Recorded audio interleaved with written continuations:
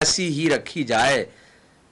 مجھے تو لگتا ہے کہ کوئی پیچھے پس منظر میں کوئی بات ہے کہ جس کی بنیاد پر انہوں نے حوالوں میں سے وہ الفاظ چنے ہیں کہ جو ان کے کام آئیں اور ان کے مقدم و مؤخر کو چھوڑ دیا ہے۔ آج میں چاہتا ہوں ذرا کیمرے میں فوکس کروں کہ انہوں نے جو فرمایا ہے مرحوم طبرسی کی طرف منسوب کر کے کہ مجمع البیان میں مرحوم طبرسی نے جو علماء امامیہ کے بہت بزرگ عالم ہیں ان کی تفسیر میں یہ لکھا ہوا ہے، تو میں چاہتا ہوں ذرا ہمارے محترم و معظم و مکرم ناظرین کرام بھی سماعت فرما لیں کہ کس طرح سے قول بیان کرنے میں خیانت سے کام لیا جاتا ہے اور لوگوں کو گمراہ کرنے کے لیے حق کو باطل اور باطل کو حق کی صورت میں پیش کیا جاتا ہے۔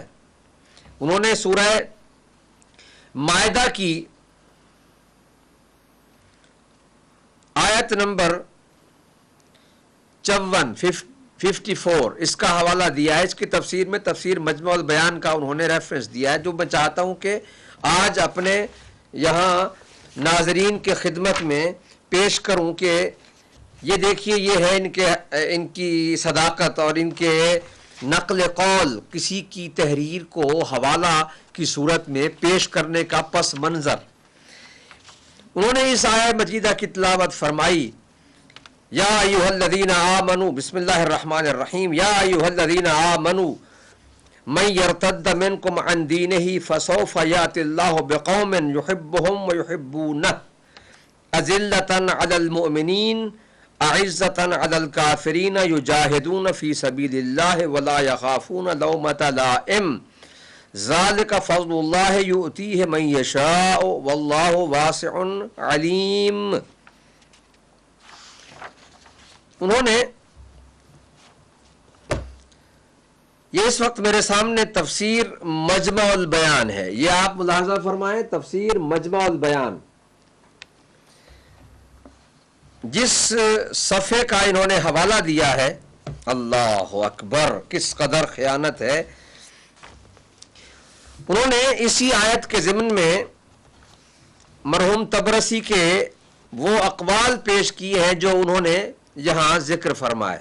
اب یہ میں آپ کے سامنے اصل عبارت پڑھتا ہوں، یہ پورا صفحہ ہے، انہوں نے ایک سطر کو پڑھ کر اور وہ بھی کسی کا قول انہوں نے بیان کیا، اس کو مرحوم طبرسی کا نظریہ قرار دے کر پیش فرما دیا۔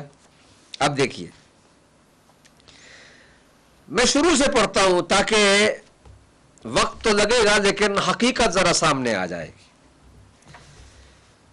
یہ فرماتے ہیں کہ لما بین تعالی حال المنافقین وانہم یتربصون الدوائر بالمؤمنین وعلم ان قوما منہم یرتدون بعد وفاتہ اعلم ان ذلک کائن وانہم لا ینالون امانیہم واللہ ینصر دینہ بقوم لہم صفات مخصوصہ تمیزوا بها من بین العالمین فقال یا ایھا الذین آمنوا من یرتد منکم عن دینہ، اے ایمان والو تم میں سے جو شخص اپنے دین سے پھر جائے۔ اب دیکھیے آج پتہ چلے گا کہ دین سے پھرنے والے کون ہیں۔ اے من یرجع منکم، اے من جملتکم الی الکفر، یہ مرحوم طبرسی کی اصل عبارت پڑھ رہا ہوں جو انہوں نے ایک سطر پڑھ کر ہی پورے صفحے کو چھوڑ دیا۔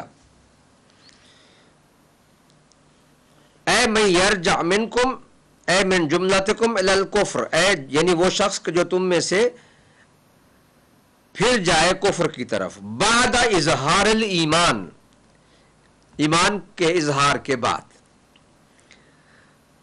فلن یضر اللہ، فلن یضر یعنی یہاں پر فلن یضر دین اللہ ہے، یہاں پر مرحوم طبرسی نے اسے بڑے واضح الفاظ میں یوں قرار دیا کہ وہ اللہ کے دین کو نقصان نہیں پہنچا سکتا۔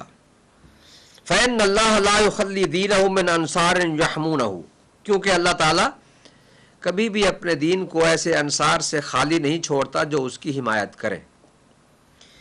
آگے آیت ہے فسوف یأتی اللہ بقوم یحبہم ویحبونہ، پھر اللہ ایسی قوم کو لے آئے گا کہ جو جسے اللہ دوست رکھتا ہوگا اور جو اللہ کو دوست رکھتے ہوں گے.